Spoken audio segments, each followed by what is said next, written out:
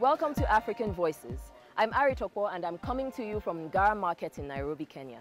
There's a lot that goes into growing fruit and veggies like you see here. And in some places, it's not easy to just walk into the market and stock up on organic produce. This week, I'll introduce you to a Nigerian changemaker trying to address this in Benin.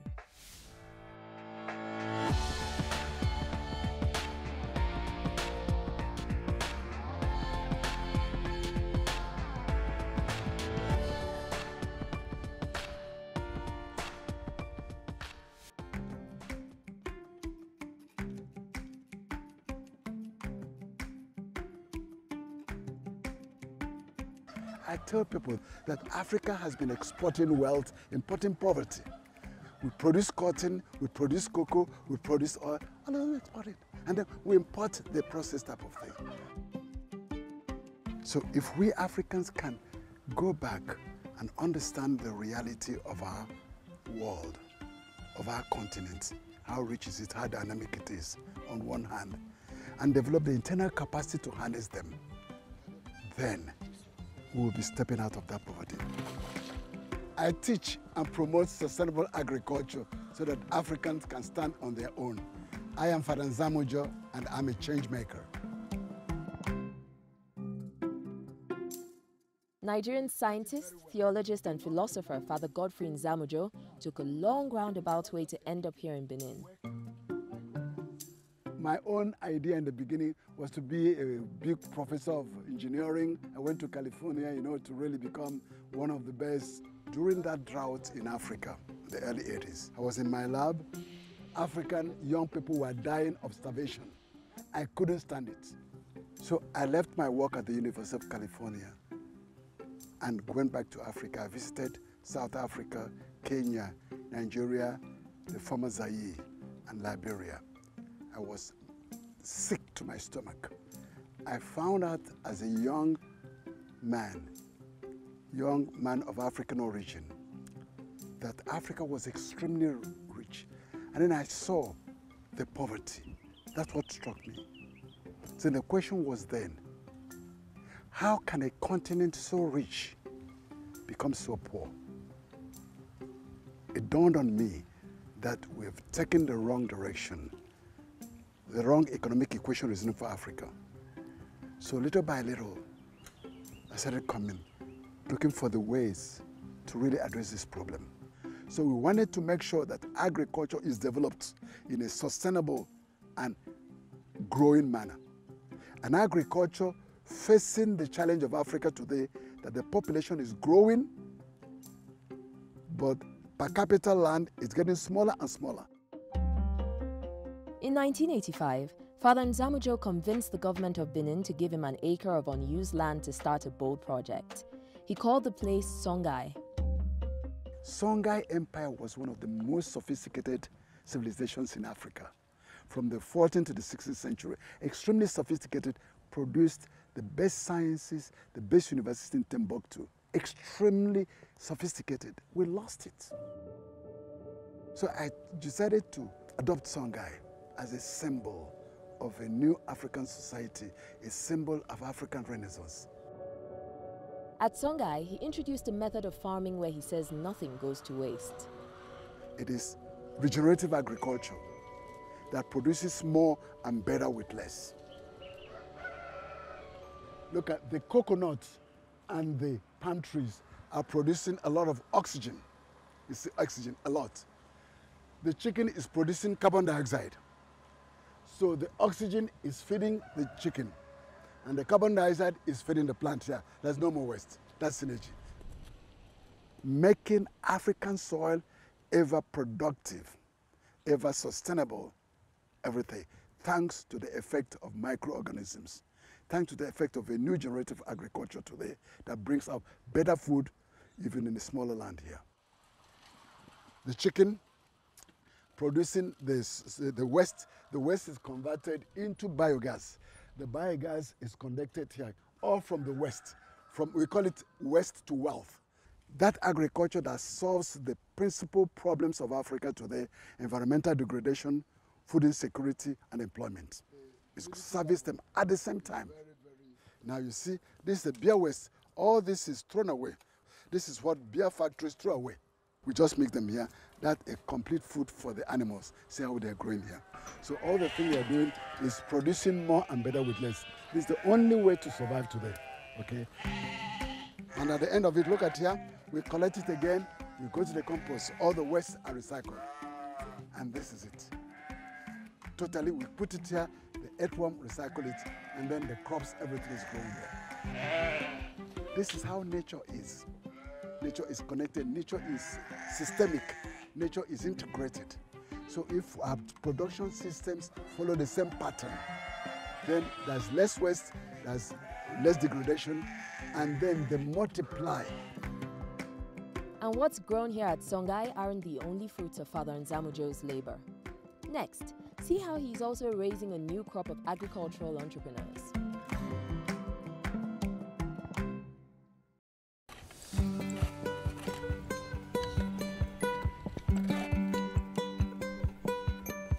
Father Nzamujo started Songhaï in Benin Republic with just 1 acre of land 35 years ago. The regenerative agriculture project has flourished since then, and many come here to learn how he did it. Training, incubation is the center of our work. Once again, I'm welcoming you to your new home. You are a part of an institution that incubates a new cream of young people. We have hundreds of them throughout Africa, from East Africa, West Africa, Northern Africa, Southern Africa, coming here to learn. We're using the bacteria and the plants to purify the waste from our toilet. So all the elements are recycled. All the waste materials for us in Africa, we consider them as possibility sets. Tomorrow, when you live here, Made in Africa becomes the best. Songhaï offers a wide curriculum, from irrigation techniques to business management. It's free of charge for qualifying Beninois citizens, but students come from all over the continent. They come here to be a part of that culture from morning till night. They are being retooled, they are being reoriented. That incubation period is non-negotiable if we want to change Africa. Today is graduation day for a dozen new agricultural entrepreneurs, including Nathan, who grew up in Texas and currently lives in DR Congo, where he says he wants to develop his farm. Yeah, the fact that I found other people here from each part of the world was really intriguing. I found it really interesting that we all have the same minds. We all thought that there was a change that needs to be made. This is why most of us came here. So we all have the same ideas, the same goals as well. Father Nzamujo says Songhaï has trained more than 7,000 farmer entrepreneurs and more than 30,000 people in total since they started. Other Songhaï centers have opened in Nigeria, Gambia, Mali and Uganda, and the program is still expanding. We succeed in Porto Novo that the integrated system will work, but people say, what about other regions? Can it work? Try once. So Paraku was to show it can work anywhere.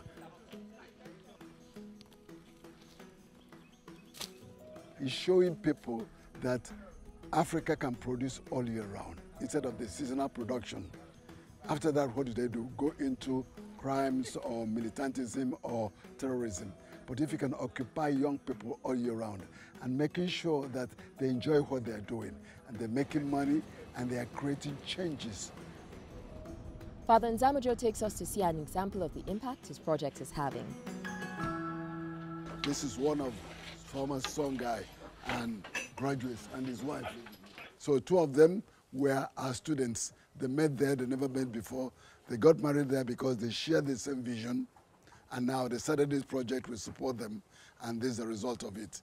That thing we've been teaching them is working here.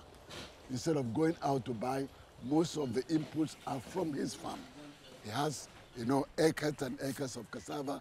He produces soybean here, harvesting soybean. He uses the soybean to feed the cows, but then the waste is also recycled.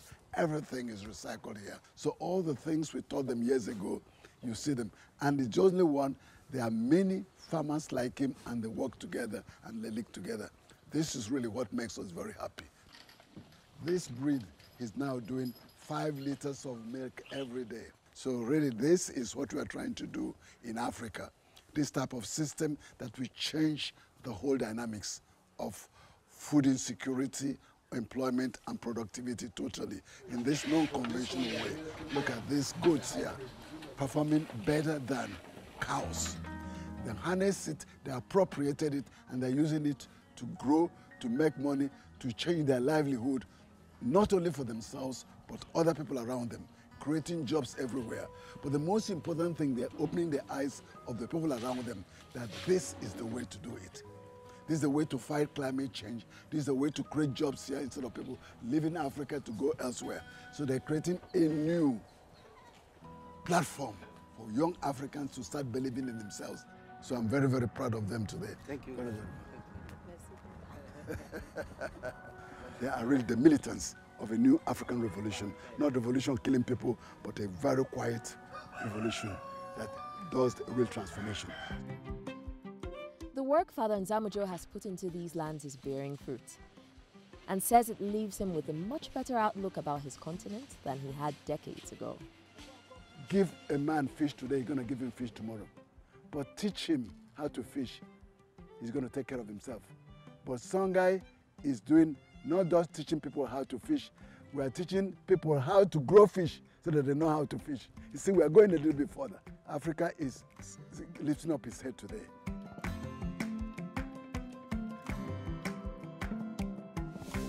Now, from agriculture to animals, our next changemaker runs an organization dedicated to protecting man's best friend and many other pets in Kenya.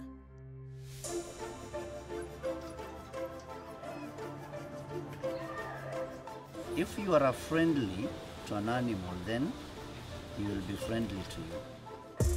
Animals need freedom, they need good interaction, and from there they would make the best friend.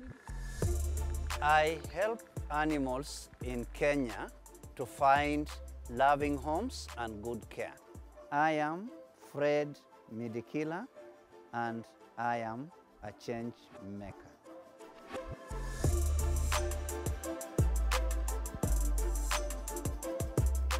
The Kenya Society for the Protection and Care of Animals, or KSPCA, was founded over 100 years ago. I was in my early 20s when I started working here, and now I've worked here for like over 25 years, which is a good thing for me.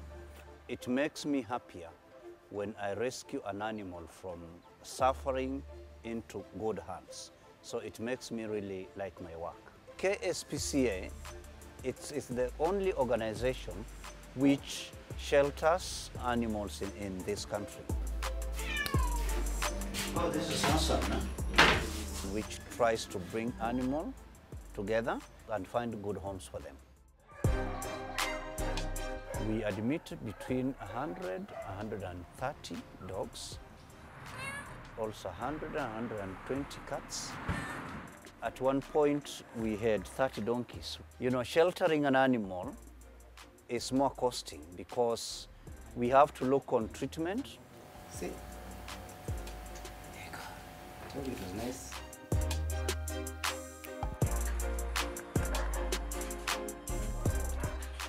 We have to make sure they have the daily meals.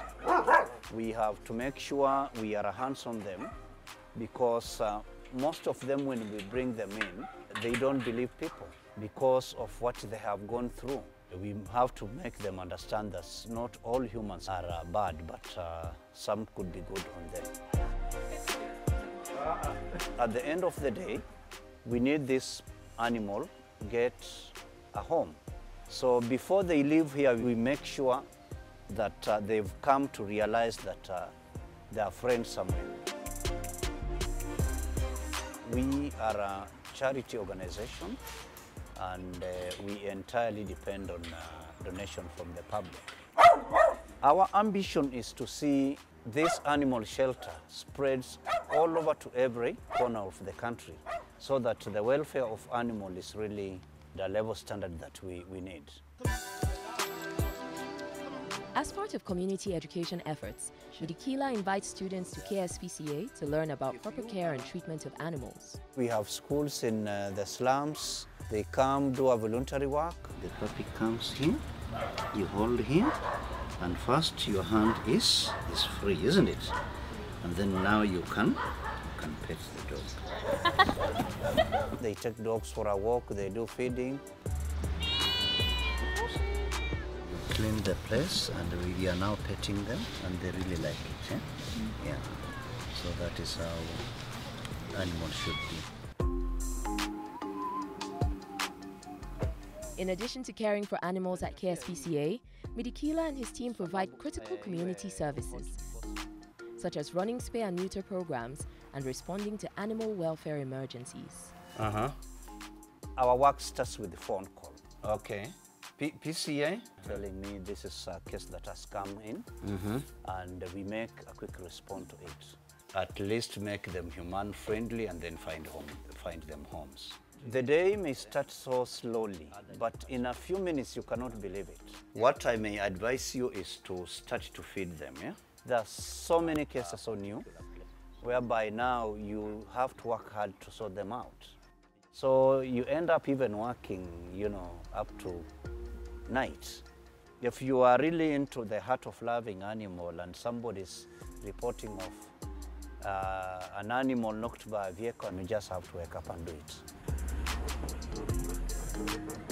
Much of Midikila's work takes place in Nairobi's informal settlements, where families struggle to afford the cost of proper veterinary care and sterilization. This is when now the dog gives birth to many litters, a girl gives birth to many kittens. Managing them becomes a problem. And then these animals ends up, being strays. Through these proactive measures, Midikila promotes humane control of Nairobi's stray animal populations.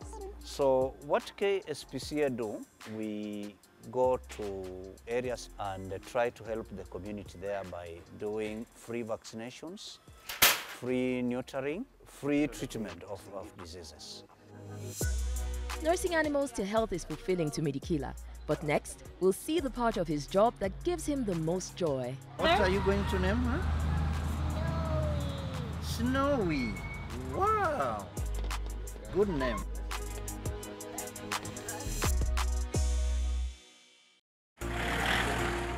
Today, Midikila and his team are responding to an emergency call from a concerned citizen about a stray dog in medical distress. This lady reported the case about a dog with a growth on the neck. Today, we go and rescue the dog, bring it to the shelter, and thereafter maybe find a new home. Mostly is from the slum area, because now we've had a lot of work going on there, and they've known that KSPCA does a good work for the animal. With support from the animal-loving neighbor who made the emergency call, Midikila and his team are able to quickly identify and capture the dog in distress, who Midikila discovers also has a small puppy in her care. Fortunately, the young puppy doesn't venture far and can be rescued alongside her mother. We are going to take the dog to the clinic to be attended to. Thereafter, we do her vaccination and sterilize and try to find her a new home. She's a mother to this puppy, so leaving this puppy behind is not fair. She better join the mother. If they can get home, both of them, that will be fantastic. Once back at headquarters, the mother dog is sedated and taken directly to the KSPCA veterinary clinic, where the vet begins his initial examination. I'm checking the lymph nodes. We'll start her on antibiotic medication so that even when we do the surgery, we'll lessen any chances of infection. Very happy indeed.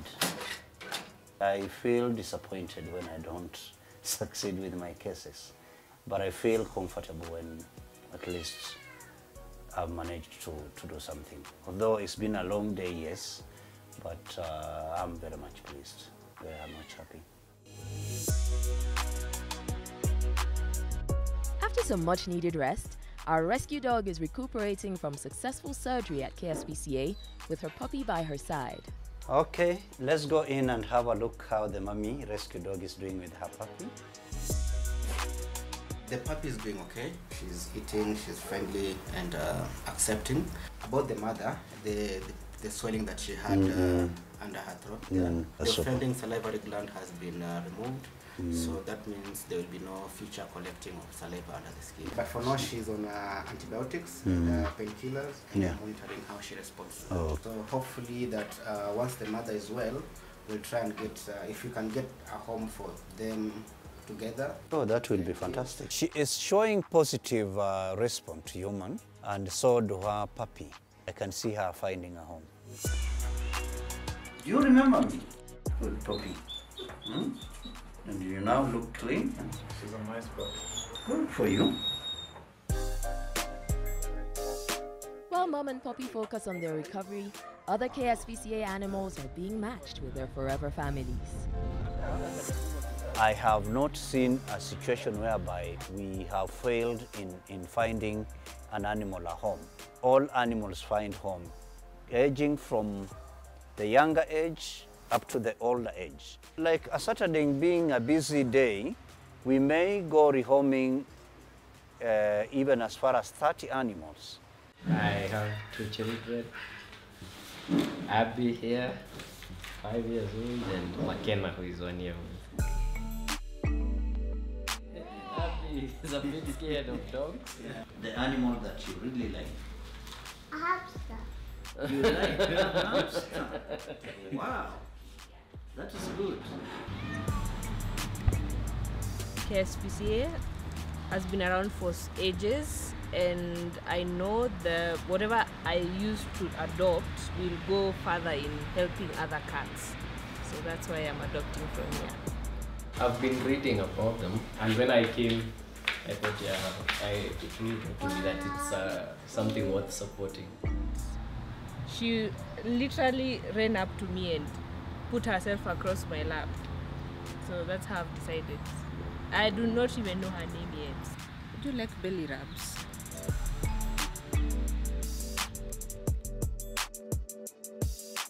It's a sweet dog. What are you going to name her? Snowy. Wow, good name. She's gonna be your friend. I like it when I bring up an animal from suffer to happiness. That's when I really know I have done something good. Okay, Snowy, time to go. Let's go. Thanks for watching. Keep letting us know which change makers are inspiring you on our social channels. I'm Mary Tokpo, and I'll be back next week with another exciting episode of African Voices. See you then.